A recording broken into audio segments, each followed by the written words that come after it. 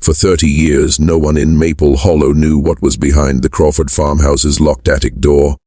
Neighbors whispered. Reporters tried to pry, but it wasn't until 2007, when the last surviving Crawford finally opened that door, that the world discovered the impossible truth, and the miracle that had been hidden in plain sight. The story of the Crawfords isn't about shame, or secrecy, or madness. It's about love. The kind that defies understanding, the kind that sacrifices everything to protect what the world refuses to accept. Maple Hollow, Tennessee, wasn't the kind of town where mysteries could hide. A single stranger walking down Main Street would draw 10 pairs of eyes and a dozen whispered questions before sunset. In 1977, it was a town stitched together by faith, gossip, and the slow rhythm of Southern life. Jonathan and Mary Crawford were among its most respected residents.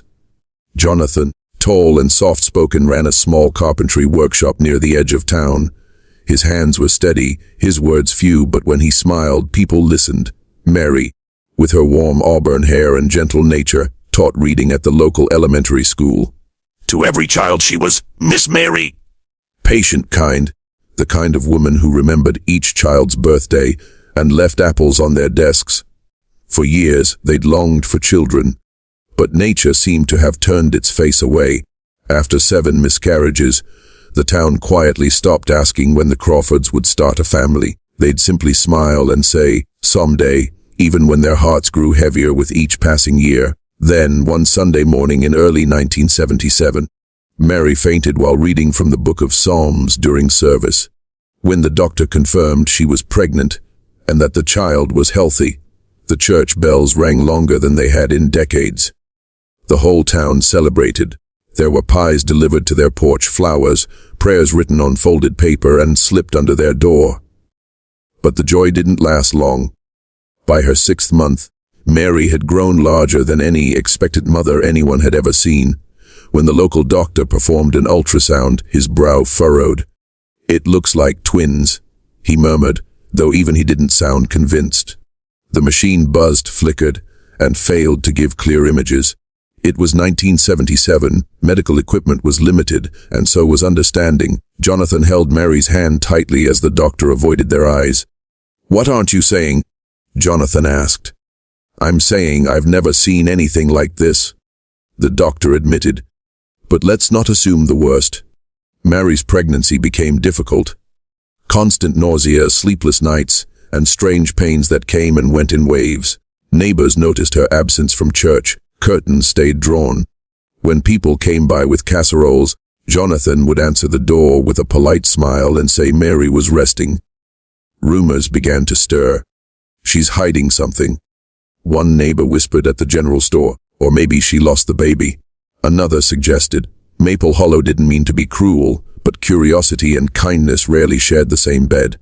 On November 12, 1977, a thunderstorm broke across the valley. Lightning cracked the sky open, and the old Crawford farmhouse trembled with the wind. Mary's labor began before dawn. Jonathan tried to call the doctor, but the phone lines were down. The roads had turned to rivers of mud.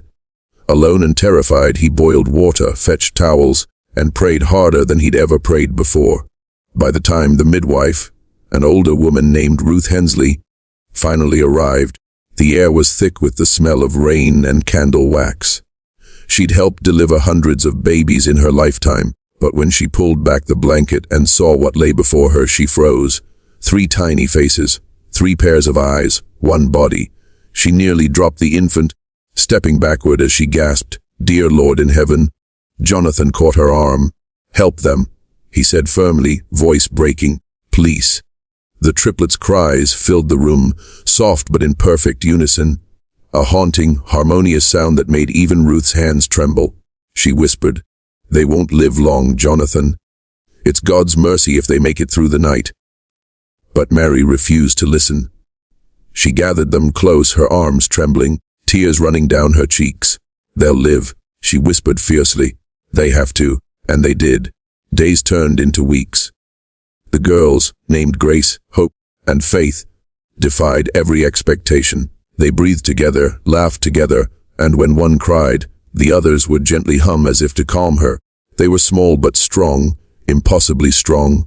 Doctors from Nashville heard about the birth and wanted to see the children. "It's a medical miracle," one said over the phone, but when Jonathan and Mary realized that seeing meant displaying their daughters to strangers, they refused. "You don't understand," the doctor argued. They could help science. "They're not an experiment," Mary said coldly. "They're our daughters." That was the last time they ever reached out for medical help. Jonathan began reinforcing the attic, insulating it, painting the walls, and building custom furniture. He turned it into a heaven, a place no one else could enter. He built a small bookshelf, a rocking chair, and 3 soft beds joined together in a circle. Mary sewed curtains with hand, stitched stars so her daughters could see the night sky, even when the windows were closed. When she carried them upstairs for the first time, she said softly, "This will be your garden. The world outside isn't ready for you yet." The attic became the triplets' entire universe. As the years passed, life in the Crawford home took on a strange rhythm of beauty and fear. In the mornings, Mary read to them from children's books. Charlotte's Web, The Secret Garden, and her favorite, Little Women. In the evenings, Jonathan brought up his guitar and played soft hymns. The girls loved to sing, their voices intertwining in a sound that felt almost celestial. Mary homeschooled them, teaching reading, writing, and even arithmetic on a chalkboard Jonathan had built. They were quick learners, bright-eyed, endlessly curious, but questions started coming. Questions their parents didn't know how to answer. "Why can't we go outside, Mama?" "Because people might not understand my loves." "But why?" Mary hesitated. "Because people fear what they don't know." When they turned 6, Jonathan began painting portraits of them each year, one for every birthday. Each painting showed them growing, laughing, playing with toys their father built. He painted them as he saw them, not as medical oddities, but as pure miracles of creation. Sometimes, as he worked, he would whisper to himself, "The world may never see them, but I do. I see the universe in them." By 1982, the Crawford secrecy had become the town's favorite mystery. No one had seen Mary in years. Jonathan stopped attending church, started turning down carpentry jobs, and rarely went into town except for supplies. "Something ain't right up there," said Sheriff Nolan one day at the diner. "Man don't keep to himself like that without reason."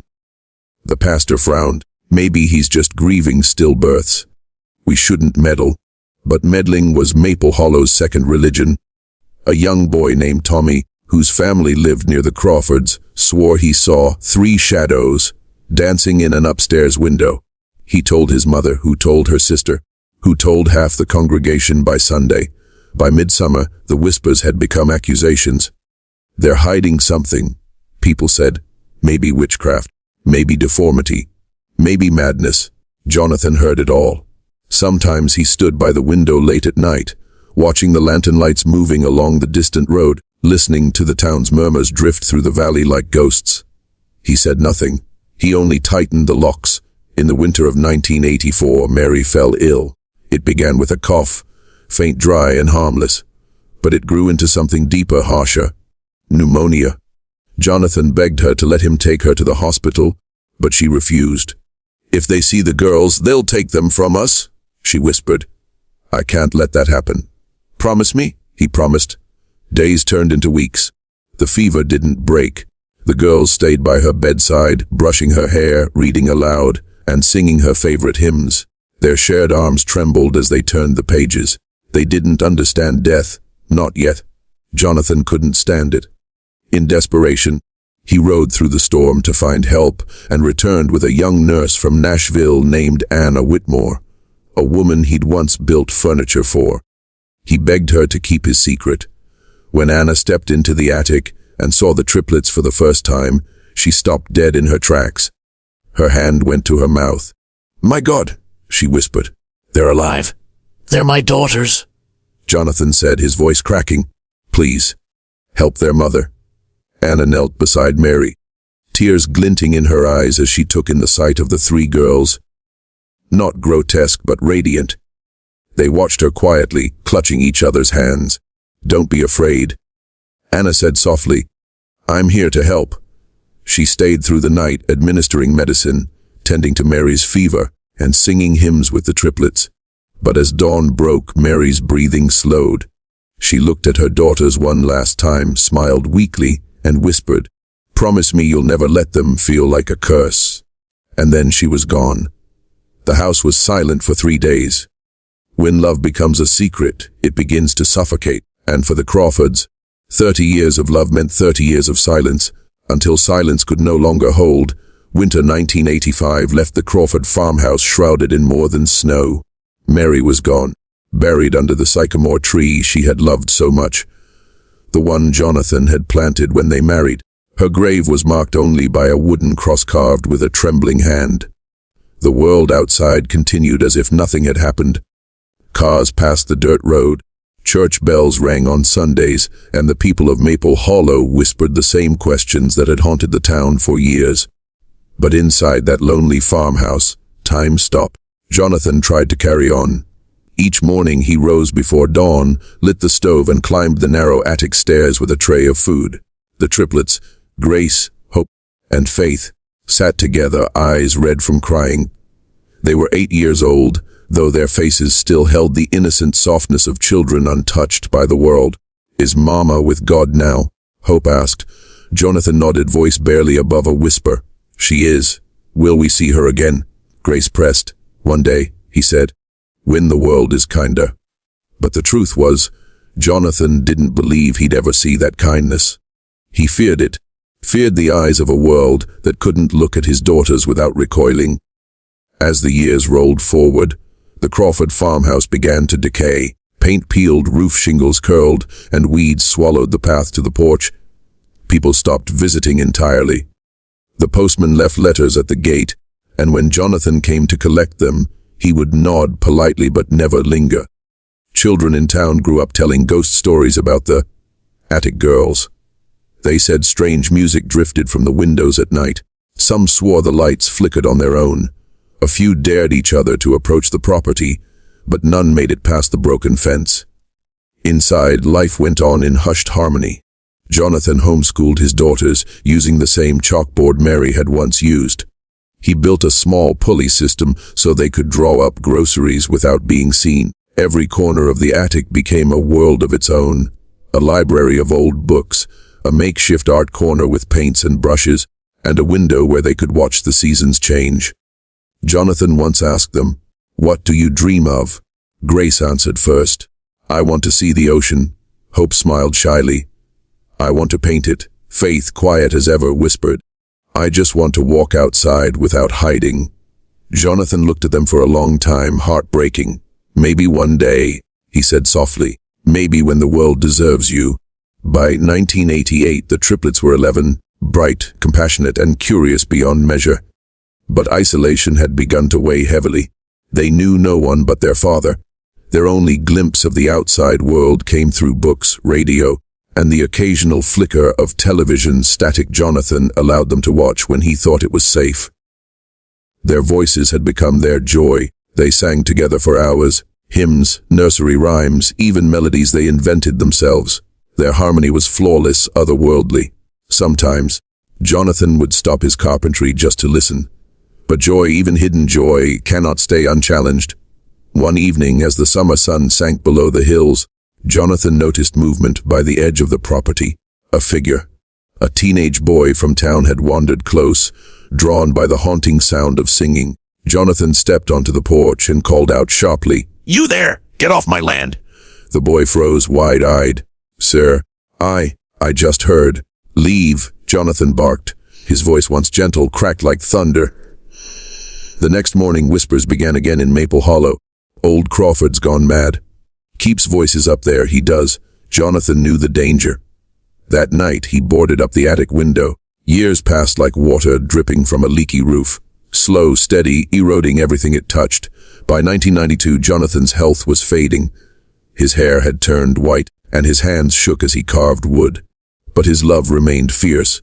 The girls, now young women in their mid-teens, had begun to outgrow their world. They wanted books beyond fairy tales, stories of people who lived and loved freely. They wanted to understand why they were different. So Jonathan told them, finally, painfully, what had happened the night they were born. He explained how the world saw difference, how cruelty often hid behind curiosity. Hope cried quietly as he spoke. "You think the world would hate us?" Jonathan swallowed hard. "No, sweetheart. But it would misunderstand you. And sometimes misunderstanding is worse than hate." Silence filled the attic. Then Grace said, "Maybe they'd understand if they just saw us." Faith nodded. "We could show them." Jonathan's eyes watered. "And if they don't?" Hope smiled sadly. "Then at least we'd be seen." It was the first time he realized his daughters were no longer children. They were young women, aching for more than safety, aching for life. By the late 1990s, the farmhouse had become a museum of fading memories. Dust blanketed the furniture. The radio had long stopped working. Jonathan's health deteriorated. The once strong carpenter now moved with the slowness of an old man. The triplets cared for him, feeding him, reading to him, even combing his hair. They called him Papa in soft, loving voices that made him smile through the pain. One night, as he lay coughing by the fireplace, Grace whispered, "Papa, what happens when you die?" Jonathan hesitated. "I'll see your mother again." "But what about us?" Hope asked. "What will we do?" He looked at them for a long time, his gaze full of sorrow and pride. You'll live. You'll find your way. Together. When he fell asleep, Faith quietly said, "He's afraid for us." Grace shook her head. "No, he just loves us too much to stop protecting us." In 2002, knowing his time was near, Jonathan began building his final masterpiece, a wooden chest. It was carved from oak, polished smooth, and sealed with care. Inside, he placed every portrait he'd ever painted of them, along with Mary's letters, the girls' drawings, and his journals. On the lid, he engraved, "For the world when it's ready." He called it the Chest of Grace. Every night, he'd sit before it and talk softly, not to his daughters, but to Mary. "I did what I could," he'd whisper. "I kept them safe, my love, but I fear I've kept them from living too." In the spring of 2005, Jonathan Crawford died peacefully in his sleep at 74. The triplets found him that morning, sitting upright in his chair, the morning light spilling over his silver hair. They didn't cry at first. They simply sat beside him, holding his hand. 3 hearts, 1 rhythm, their tears finally falling in unison. They buried him beside Mary under the same sycamore tree. It was the first time they had ever stepped beyond the attic door. The wind brushed against their faces like an embrace. For the first time, they felt sunlight on their skin. After the burial, they returned to the empty house, silence pressing around them. The world beyond seemed enormous, terrifying, and beautiful all at once. For 2 years they lived alone, surviving off what Jonathan had stored, jars of preserves, dried food, and rainwater they collected. Hope painted, Grace wrote, Faith prayed, but they were lonely, a loneliness no closeness of bodies could cure. Then one afternoon in 2007, a knock came at the door. The local postman, Ethan Lyle, had grown up hearing tales about the Crawfords. When he noticed that mail kept piling up and flowers appeared fresh on the graves, despite no one living there, curiosity got the best of him. He climbed the porch steps and knocked. Knocked again, Mr. Crawford. "Anyone home then?" Faintly, a sound. Singing. 3 voices intertwined in a single melody. He followed the sound up the staircase, his heart racing. When he reached the attic door, he hesitated, hand trembling on the knob. Then it opened from the inside. What he saw would haunt him for the rest of his life. 3 women stood before him, grown, graceful, their bodies intertwined in a way that defied belief. Their eyes, however, were gentle. Faith, the calmest, spoke first. "Please, don't scream." Ethan didn't. He couldn't. He just stared, not in horror but in awe. "Are you real?" he whispered. Grace smiled faintly. "We've been real for a very long time." The discovery of the Crawford triplets became international news overnight. The story spread faster than Jonathan could have ever imagined. The hidden triplets of Tennessee. 30 years in the attic. The miracle sisters. Doctors came from across the world. Psychologists, journalists, and filmmakers begged for interviews. Some came with compassion, others came with cameras and curiosity. For a time, the sisters felt like exhibits. Proof of something strange rather than someone's daughters. But then came the moment that changed everything. During their first televised interview, a reporter asked bluntly, "Do you resent your parents for hiding you?" The sisters looked at one another, silently communicating as they always did. Grace answered, her voice steady and clear. "Our parents didn't hide us out of shame.